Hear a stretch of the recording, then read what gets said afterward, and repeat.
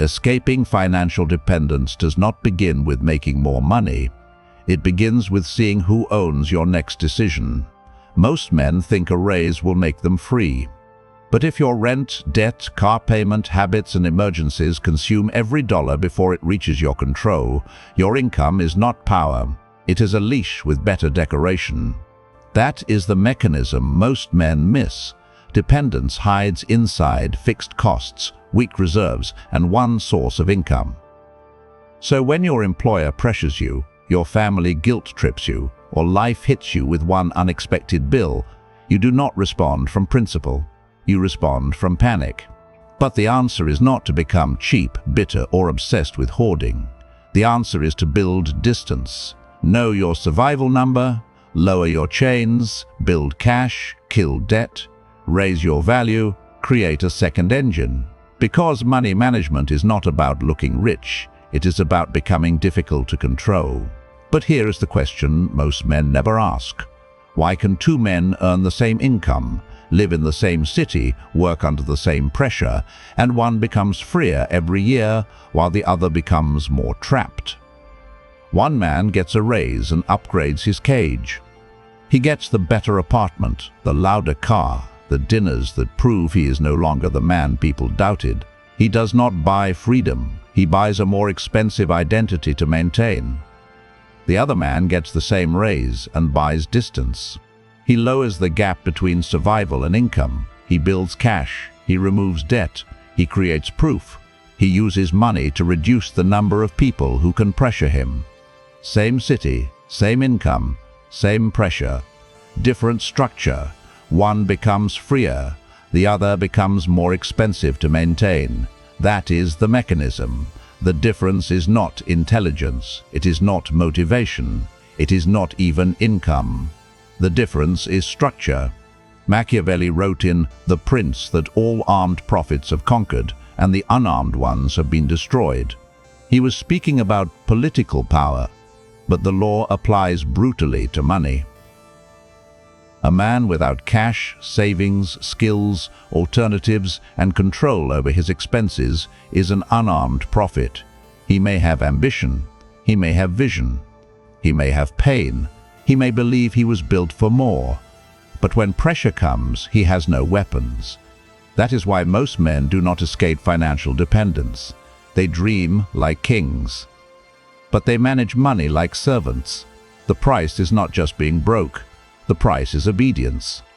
When you have no financial distance, you tolerate things your future self will despise. You stay in jobs that drain you because rent is due. You accept disrespect because one missed paycheck would expose you. You keep explaining your ambition to family members who do not understand it because part of you still wants emotional permission from people who cannot finance your escape. You avoid calculated risks because one emergency would destroy your stability. You call it patience, but sometimes it is fear wearing responsible clothing. And this is not theory. The Federal Reserve's 2025 household survey reported that only 63% of adults said they could cover a $400 emergency with cash, savings, or a credit card paid off at the next statement. That means a major portion of adults are one small shock away from panic. FINRA also recommends 3 to 6 months of emergency savings as a goal, because cash set aside before hardship can reduce stress when an emergency hits. This is the reality. If a $400 problem can change your behavior, you are not free. If one missed paycheck can make you beg, you are not free. If one employer controls your entire income, you are not free. You may be employed, you may look responsible, you may even look successful, but under pressure, the truth appears. Machiavelli said, "Men judge generally more by the eye than by the hand." Everyone can see the image. Few feel the structure underneath. They see your clothes. They see your apartment. They see the car, the dinner, the travel, the polished appearance, the signal that says you are doing fine. But the hand feels the truth. The hand feels the bill. The hand feels the debt. The hand feels the fear when the boss changes his tone. The hand feels the anxiety when the car breaks down. The hand feels the humiliation of wanting to leave but knowing you cannot. Money management is the structure underneath. Look at Warren Buffett. Before he became the face of patient capital, he was a young man building proof. In 1956, at age 25, Buffett launched an investment partnership with about $105,000 from limited partners. The power move was not glamour. It was not noise. It was not the appearance of wealth. It was structure. Clear rules. Aligned incentives. Disciplined capital allocation. Pressure was there. He had to prove he could manage other people's money. He had to show judgment before the world gave him legendary status. He could not hide behind aesthetics. Capital does not care how badly you want to be respected. Capital asks only one question: can you make disciplined decisions under uncertainty? His action was simple, but not easy. He built a system around patience, value, and control. First proof followed. The partnership became the foundation for the Berkshire Hathaway empire. The power lesson is colder than most men want to hear. Capital does not respect excitement. It respects discipline. Now look at Mark Cuban. Before the billionaire image, before the Mavericks, before television, Cuban lived with 5 roommates and slept on the floor in a corner of a bedroom. His official company bio says Micro Solutions grew to 80 employees, never had a losing month of operations, reached nearly $36 million in annualized sales, and sold to CompuServe for $6 million in 1990. Pressure was there. He had no luxury cushion. He was not floating above reality. He was inside it. But that pressure did not make him chase image first. It forced structure first. He kept costs low. He learned aggressively. He sold. He built. He stayed close to opportunity. First proof followed. Micro Solutions became profitable enough to sell. The power lesson is brutal. The man who keeps his fixed costs low can move when opportunity appears. Buffett and Cuban did not begin with looking powerful. They began by becoming harder to break. That is the part weak men hate. They want the appearance first. The watch, the car, the apartment, the dinner, the lifestyle. The evidence that says, look, I made it. But most of that evidence is not evidence.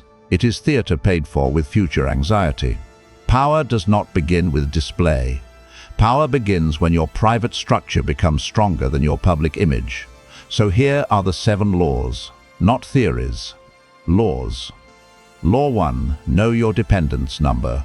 Your dependence number is the minimum amount of money your life demands every month before you are allowed to breathe. Rent, food, transportation, utilities, insurance, debt payments, basic obligations. The cost of staying alive, stable, and functional. This number is not just a budget number, it is a power number. Because until you know your dependence number, you do not know who owns you. If your life costs $3,000 a month and you have $500 saved, your employer does not need to respect your dreams. Your landlord, your lender, your bills, and your fear already control your next move. Most men avoid this number because it humiliates them. It reveals that their ambition is louder than their structure. It reveals the gap between the man they claim to be and the man their finances can actually support. It exposes the private contradiction. You say you want freedom, but your life may be priced like captivity. This is where ego becomes expensive. A man can talk about independence while his bank account tells a different story. He can talk about being misunderstood while his expenses reveal that he still needs every system around him to stay kind. He can talk about dominance while one bill can make him submissive to pressure. The dependence number cuts through the fantasy. It does not care about your intentions. It does not care about your past. It does not care who doubted you. It asks a colder question. How much does your life demand from you before you have any power left? Write the number down, not your fantasy lifestyle, not the version of your life you want to show people, not the image you maintain to avoid feeling behind. Write down your survival number, the number that keeps you housed, fed, mobile, insured, connected, and functional. Then separate your life into two categories. What keeps you alive? What keeps your ego comfortable? This is where most men discover the first owner of their next decision. It may not be their boss. It may not be their family. It may not be society. It may be the version of themselves that needed to look successful before becoming stable. The first step to escaping dependence is naming the prison. And once you name the prison, the second question appears. Why does your life demand so much money just to keep you trapped? That leads to the second law. Law 2. Lower fixed costs before chasing freedom. Fixed costs are silent chains. A high rent payment is a chain. A car payment chosen for image is a chain. Subscriptions you forgot about are chains. Debt minimums are chains. Insurance obligations are chains. Lifestyle commitments are chains. A standard of living built to impress people who do not help you is a chain. The Bureau of Labor Statistics reported that housing and transportation accounted for about 50% of household spending in 2024. That matters because the biggest chains are often not the tiny purchases men obsess over. They are the large fixed obligations that quietly remove flexibility before the month begins. A man will torture himself over coffee while ignoring the car payment that owns his spine. He will shame himself over small purchases while living in an apartment chosen to impress people who never invested in his future. He will call himself disciplined because he skips little pleasures, while his biggest obligations were built from ego, fear, and comparison. The unsupported man must understand this earlier than everyone else. You do not have rich parents behind you. You do not have unlimited rescue. You cannot afford to copy people whose safety net is invisible. Some men can make foolish choices because someone else absorbs the damage. You cannot. Some men can experiment recklessly because family money protects their fall. You cannot. Some men can perform wealth before building stability because their failure has a cushion. Yours may not. This is not unfairness to complain about. This is intelligence to act on. If no one is coming to bail you out, then your structure must be colder than your emotions. Optionality begins when fixed costs are below your ego. If your ego needs a luxury apartment before your finances can survive an emergency, you are not ambitious. You are fragile with taste. If your car payment exists to signal status before you own stability, you are not powerful. You are renting respect. If your lifestyle requires constant income just to avoid collapse, then your job is not just employment. It is life support. Lowering fixed costs is not weakness. It is positioning. It creates room to save, room to invest, room to leave, room to think, room to say no. A man with low fixed costs can survive longer, move faster, and take cleaner risks. He does not need every opportunity. He does not need every person to approve. He does not need every employer to stay generous. He can wait. He can negotiate. He can move quietly while louder men remain trapped by their image. A man with high fixed costs must keep feeding the machine. And the machine does not care if he is tired. The machine does not care if he is talented. The machine does not care if he was unsupported. The machine only asks for payment. If you are the man building real options, stop confusing expensive motion with progress. You already know looking successful is not the same as becoming free, but your real problem is that your structure still forces you to obey pressure. If you keep feeding an image before building distance, you will become a decorated prisoner. Inside Patreon, you get deeper, unfiltered breakdowns on leverage, money, discipline, and psychological independence, so you can turn private ambition into measurable proof. This is not for men looking for comfort. It is for men serious enough to build without applause. The decision is yours. The brutal truth is that lowering fixed costs will offend your weaker identity. It will feel like going backward. It will feel like admitting you are not where you wanted to be.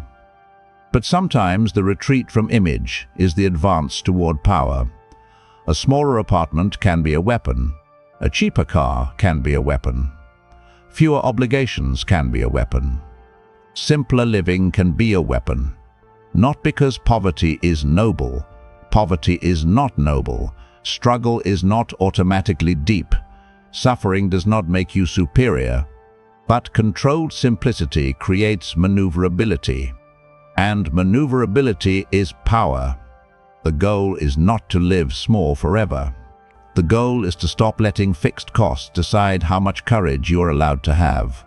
Because once the fixed costs drop, your nervous system changes. You think differently, you negotiate differently, you sleep differently. You stop treating every problem like a threat to survival. You stop asking every person for permission with your posture. You stop confusing pressure with destiny. But lower costs alone do not make you powerful. A smaller cage is still a cage. The next law gives you your first weapon. Law 3. Build cash before you build image.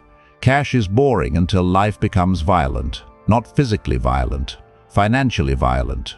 The emergency, the layoff, the medical bill, the broken car, the family crisis, the client who disappears, the boss who suddenly changes tone because he knows you need the job. This is where most men discover whether they have money management or just income. Income makes you feel active. Cash makes you stable. Income can make you look responsible. Cash makes you harder to corner. Income can feed the machine. Cash gives you time to decide whether the machine deserves more of your life. Cash gives you time. Time gives you judgment. Judgment gives you power. Without cash, every surprise becomes a negotiation with your fear. The Consumer Financial Protection Bureau describes emergency savings as one of the first steps people can take to protect themselves financially. The point is simple. A dedicated reserve helps prevent one shock from becoming a collapse. That sentence sounds simple until you understand its force. Most men do not collapse because of one massive disaster. They collapse because they have no distance between a problem and a reaction. Something happens. The car breaks. The bill arrives. The employer pressures. The family needs money. The rent date approaches. And suddenly the man who claimed to live by principle starts moving like a man owned by panic. He accepts the bad offer. He borrows at bad terms. He apologizes when he was not wrong. He stays in the room that drains him. He keeps entertaining disrespect because survival is too close to his throat. Cash interrupts that pattern. Your first target is not impressive. 1 month of survival expenses, then 3, then 6. Do not despise small beginnings. A weak man mocks small progress because it does not feed his image. A strategic man respects small progress because he understands compounding. 1 month of cash is not wealth, but it is the first layer of distance. It says, one surprise will not immediately make you desperate. 3 months of cash is not freedom, but it changes your posture. It gives you time to think. It creates space between insult and response. 6 months of cash is not sovereignty by itself, but it begins to give your principles a body. Suddenly, your standards are not just words. They have financial support. Cash is not there to make you rich. Cash is there to prevent you from becoming desperate. And desperation is expensive. It makes you accept bad deals. It makes you borrow at bad terms. It makes you sell too early. It makes you stay around people and systems that sense your lack of alternatives. It makes you explain when you should exit. It makes you beg when you should negotiate. Machiavelli wrote that it is much safer to be feared than loved when one must choose. In financial terms, this does not mean intimidation. It means reliability under pressure. It means life cannot easily bully you. It means people cannot casually assume your desperation will make you available for any price. The prepared man is feared in the cleanest sense, not because he threatens people, not because he harms people, but because pressure cannot easily command him. He has time, he has options, he has distance, and distance changes everything. But cash only protects you from the next hit. What about the past decisions already taking your future income? That is Law 4. Law 4, kill high interest. Debt, like an enemy. High interest debt is not just debt, it is future labor already sold. Every payment is a piece of your future being dragged backward to pay for an older version of you who lacked control. This is why lifestyle debt is so dangerous. It lets a man consume status now and pay for weakness later. The clothes are gone, the dinner is forgotten, the device is outdated, the approval faded. But the payment remains. That is not money management. That is emotional surrender with monthly interest. Most men do not understand the humiliation of debt until they try to change. Debt is quiet when you are distracted. Debt becomes loud when you want freedom. It sits there every month, reminding you that part of your future already has an owner. Before you can save aggressively, before you can invest, before you can walk away, before you can take a calculated risk, the past version of you sends a bill. This is why high-interest debt must be treated like an enemy, not because debt is always evil. Some debt can be strategic when it buys an asset, education, leverage, or productive capacity under disciplined terms. But lifestyle debt is different. High-interest consumer debt is different. Debt used to perform success before building strength is different. That debt does not build you, it rents your weakness back to you every month. A man buys something to feel powerful for a weekend, then spends months or years paying for the feeling after the feeling is dead. He wanted relief. He bought a chain. He wanted proof. He bought pressure. He wanted to feel above his current life. Instead, he made his future life answer to his past insecurity. This is why financial dependence is not only mathematical, it is psychological. Debt often begins when a man cannot tolerate the gap between who he wants to be and who he currently is. He wants the signal before the structure. He wants the respect before the proof. He wants the feeling of arrival before the discipline of becoming. The market knows this. The consumer world is built around this weakness. It offers speed. It offers status now. It offers comfort now. It offers identity now. Then it collects interest from the man who could not wait. If you are serious about becoming difficult to control, stop using debt to perform success. Do not build freedom while adding new chains. That sentence should become a rule you do not negotiate with. You cannot say you want options while financing a lifestyle that removes options. You cannot say you want walk-away power while every paycheck is already assigned to old decisions. You cannot say you want sovereignty while your income arrives already wounded. Attack high-interest debt with the same seriousness you would attack a threat to your reputation, because it is a threat to your reputation, not publicly, privately. It tells you whether you are serious enough to clean up your own past.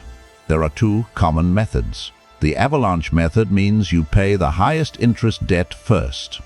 The snowball method means you pay the smallest balance first to build momentum. The method matters less than the war. Pick one, automate it, track it. Make the payment before your emotions vote. And stop negotiating with the version of you that wants to feel rich before becoming free. The real victory is not only a lower balance, the real victory is identity. Every payment says the old version of me no longer commands the future version of me. Every balance reduced is a piece of your labor returned to your control. Every month without new lifestyle debt is proof that your ego is losing power over your decisions. Do not underestimate that. A man who defeats his debt is not just improving his finances. He is proving that he can confront the evidence of his own past and not collapse into shame. He is proving that he can act without applause. He is proving that he can delay display for distance. That kind of man becomes harder to sell fantasies to, but there is a trap here. Some men become obsessed with cutting expenses and killing debt, then mistake financial defense for financial power. They shrink, they restrict, they become proud of suffering. They start worshipping sacrifice instead of building leverage. That is another cage. A smaller cage is still a cage. You cannot shrink your way into dominance if your income stays weak. So, Law 5 changes the game. Law 5, increase your value per hour. Budgeting protects you. Skill liberates you. There is a ceiling to cutting expenses. There is not the same ceiling to increasing value. A man earning low income with perfect discipline is still vulnerable if he never raises his market power. He may be responsible. He may be careful. He may be proud of needing little. But if his value per hour remains weak, his freedom remains fragile. This is where many men lie to themselves. They call themselves disciplined because they can survive with less. But surviving with less is not the same as becoming valuable. It is not enough to reduce what the world can take from you. You must increase what the world must pay to access you. That is the offensive side of money management. The market does not pay you because you are tired. It does not pay you because your family misunderstood you. It does not pay you because your childhood was difficult. It does not pay you because you have potential. It pays you because you solve problems. It values. That sentence offends the part of a man that wants sympathy to become currency. But sympathy is not leverage. Proof is leverage. Skill is leverage. Measured output is leverage. If you are unsupported, you cannot afford to be merely hard-working. Hard work that produces no scarce value is easily ignored. Hard work that cannot be measured is easily replaced. Hard work hidden inside someone else's system often becomes invisible labor. You must become useful in a way the market cannot easily replace. Do not ask what skill is popular. Ask which skill makes you harder to replace. There are 3 categories that matter first. Can you sell? Can you build? Can you distribute? If you can sell, you can move money. If you can build, you can create value. If you can distribute, you can attract attention, trust, demand, and opportunity. Sales, coding, design, leadership, negotiation, copywriting, artificial intelligence tools, analytics, trade skills, specialized professional expertise, content distribution, business operations. These are not just skills, they are weapons against dependence. But do not collect skills like decorations. A skill is not power until it creates proof. A man can spend years consuming courses and still have nothing the market respects. He can watch videos, highlight books, save posts, talk about strategy, and still remain financially weak because he has not produced evidence. This is where most self-improvement becomes avoidance. A man tells himself he is learning, but he is really postponing exposure. He studies because selling would reveal whether anyone wants what he offers. He plans because shipping would reveal whether his work is good enough. He researches because rejection would attack the identity he has been protecting. You are not underestimated if there is no evidence. You are unproven. Stop confusing the two. That line should cut. It is supposed to. Because unsupported men often carry a dangerous fantasy. They believe the world is ignoring greatness. Sometimes that is true. But sometimes the world is ignoring a man who has not created enough proof to make attention rational. The correction is not self-hatred. The correction is output. Build a portfolio. Build case studies. Build before and after results. Build a record of solved problems. Build numbers. Build testimonials. Build visible work. Build something that exists outside your imagination. You use saved money to buy tools. You use time to build skill. You use skill to create proof. You use proof to negotiate higher income. You use higher income to buy more distance. That is the ladder. Discipline becomes skill. Skill becomes proof. Proof becomes leverage. Leverage becomes money. Money becomes freedom. And this is where most men lose. They consume self-improvement content but do not produce evidence. They study but do not ship. They plan but do not sell. They talk about becoming valuable but have no portfolio, no numbers, no case studies, no clients, no visible output. The world does not need to believe in your potential. It responds more reliably to evidence. If your employer sees no proof that you can create more value, your negotiation is weak. If the market sees no proof that you can solve a painful problem, your offer is weak. If your network sees no proof that you can contribute, your relationships remain shallow. If your audience sees no proof that you understand their pain and can create transformation, your message remains noise. This is why increasing your value per hour is not just about income. It is about becoming harder to dismiss. The unsupported man does not need to beg for belief. He needs to build evidence so strong that disbelief becomes expensive. But even if you raise your value, one danger remains. If all your money still comes from one source, your life has one point of failure. That is Law 6. Law 6. Build a second engine. One income source means one throat for the world to grab. A second engine does not have to make you rich immediately. It has to prove that your employer is not your only door to survival. Your second engine could be freelance work, consulting, a local service business, digital products, content monetization, a technical skill, an investment account, a small offer sold to a specific market, a weekend business, a portfolio that attracts clients.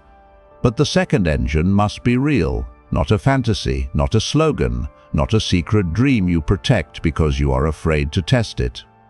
A second engine is measured by action. How many offers sent? How many clients contacted? How many pieces of content published? How many products built? How many sales calls made? How much revenue generated? How many skills turned into proof? How many proof points turned into opportunity? A man with one income source begs the system to stay kind. A man with a second engine begins negotiating with reality. This does not mean you should recklessly leave your job. Recklessness is not courage.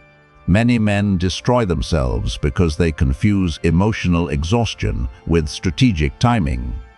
They hate their job, so they romanticize escape. But escape without structure is just panic-wearing ambition. The move is colder. Use the job as a temporary investor. Let the paycheck fund your distance. Let stability buy your tools. Let evenings become proof. Let weekends become distribution. Let discipline convert resentment into a system.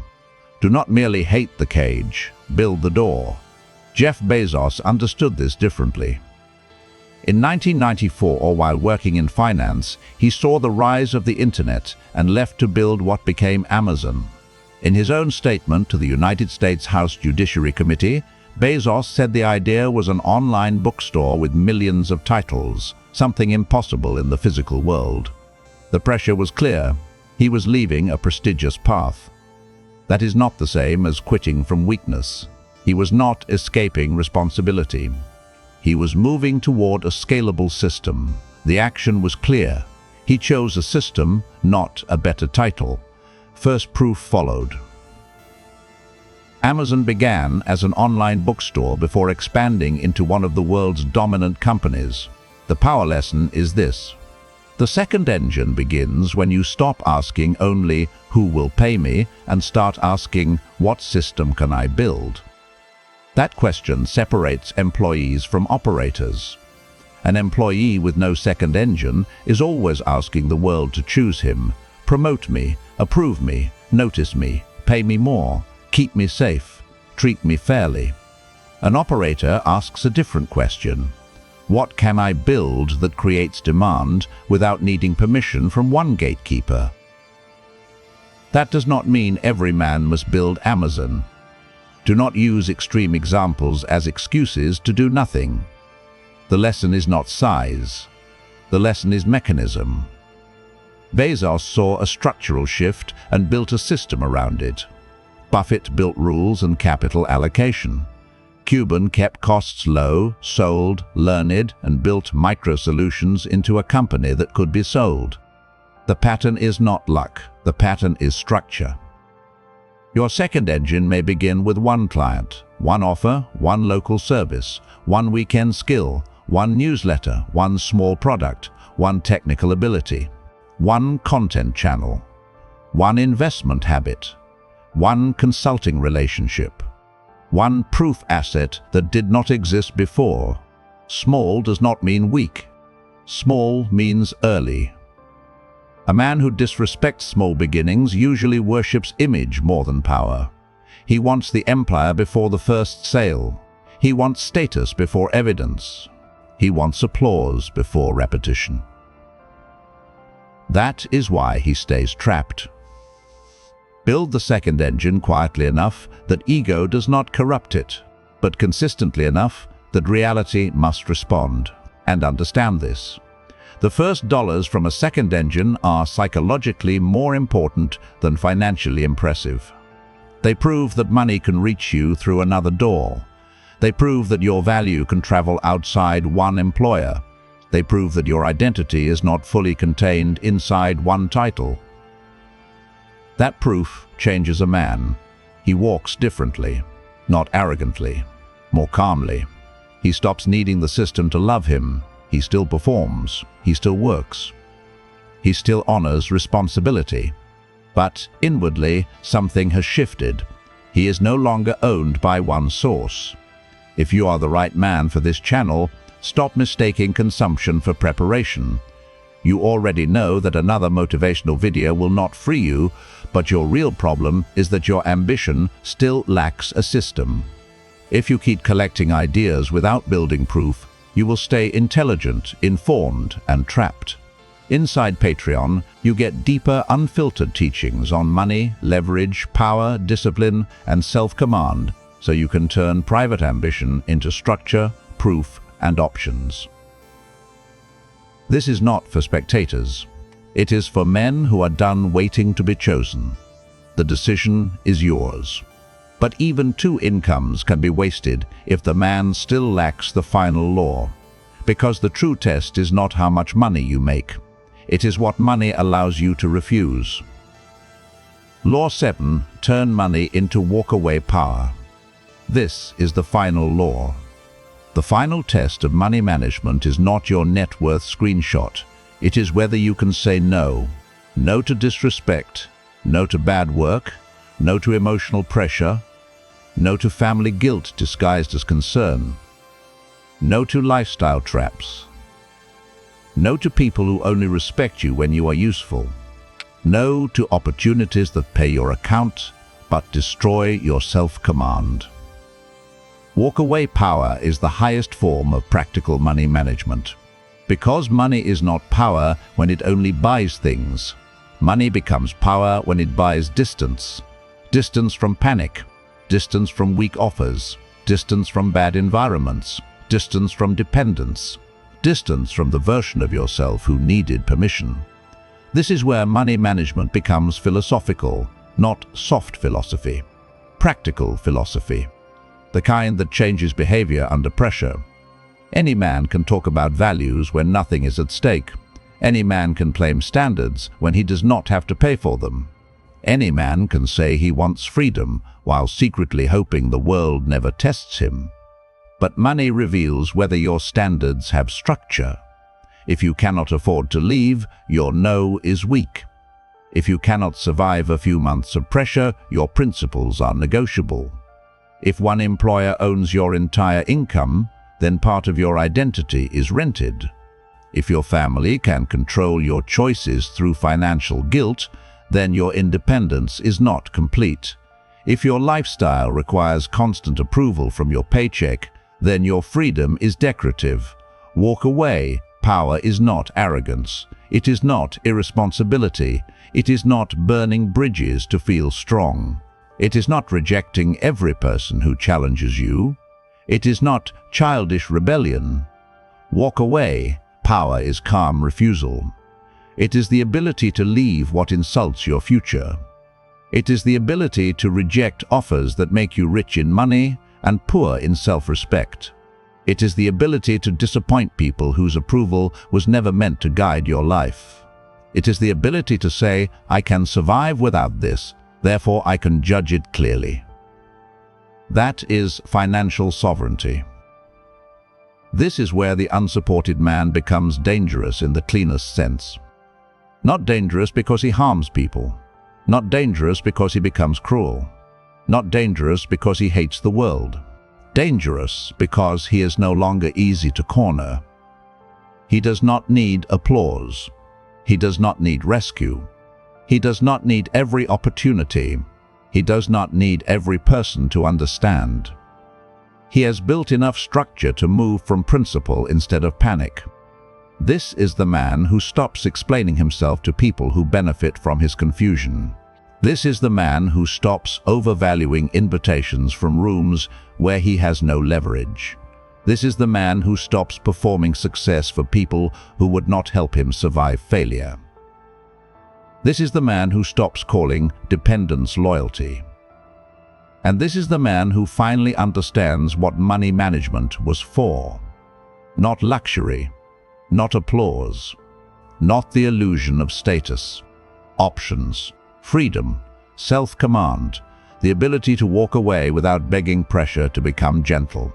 So stop asking only, how do I make more money? Ask a colder question. Who controls me because I have not managed what I already earn? That question will expose the truth. Your rent may control you. Your debt may control you. Your habits may control you. Your need to look successful may control you. Your employer may control you. Your family's opinion may control you. Your fear of starting over may control you. Your lack of skill may control you. Your lack of cash may control you. Your lack of a second engine may control you.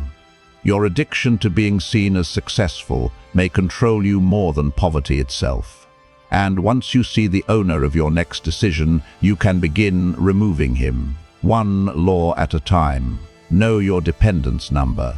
Lower your fixed costs. Build cash. Kill high-interest debt. Increase your value per hour. Build a second engine. Turn money into walk-away power. This is not about becoming cheap. It is about becoming unowned. This is not about hoarding. It is about positioning. This is not about worshipping money. It is about refusing to let money make you obedient. Because financial dependence makes a man negotiable, money management makes him difficult to control. And now the deeper question remains. If you had 6 months of cash, no high-interest debt, a valuable skill, and a second income engine, what would you finally stop tolerating? That answer tells you what your money is really for. Would you stop tolerating the job that drains you and calls your exhaustion loyalty? Would you stop tolerating the family pressure that mistakes control for concern? Would you stop tolerating the friendships that only respect you when you stay familiar? Would you stop tolerating the lifestyle that keeps you impressive and anxious? Would you stop tolerating the version of yourself that keeps waiting for permission? Most men do not actually fear discipline. They fear what discipline will force them to leave behind. Because once you build financial distance, excuses become harder to defend. You can no longer say you stayed only because you had no choice. You can no longer blame every delay on the world. You can no longer hide behind being unsupported when you now have structure. Freedom does not only remove external control, it removes internal excuses. That is why many men secretly avoid it. Dependence gives them someone to blame. Freedom gives them responsibility. A weak man wants enough money to be admired. A strategic man wants enough money to be unforced. A weak man wants income to prove people wrong. A strategic man wants structure so their opinion stops mattering. A weak man wants to look like he escaped. A strategic man builds so quietly and so consistently that escape becomes inevitable before anyone notices. Do not ask them to understand your ambition. Build the structure that makes their understanding unnecessary. Do not ask life to stop pressuring you. Build enough distance that pressure must negotiate. Do not ask your employer to become your savior. Become too valuable, too prepared, and too optional to be casually controlled. This is the doctrine. A man without financial distance must ask permission from pressure. A man with money management gives pressure a price. Cash buys time, skill buys leverage, proof buys opportunity. A second engine buys options. Walk-away power buys self-respect. But cash alone only buys time. The real question is what you build with that time. Because if your second engine is weak, 6 months of savings only delays the cage. If your skill is weak, low expenses only make survival cleaner. If your proof is weak, ambition remains private mythology. So use the laws together. Do not only cut, build. Do not only save, increase value. Do not only escape, create proof. Do not only dream about being free, reduce the number of forces that can command your behavior. And if this is the kind of money you are building, write options below. Not because comments make you powerful, but because public commitment reveals who is serious enough to name the path. Build the system. Buy your distance. Become difficult to control.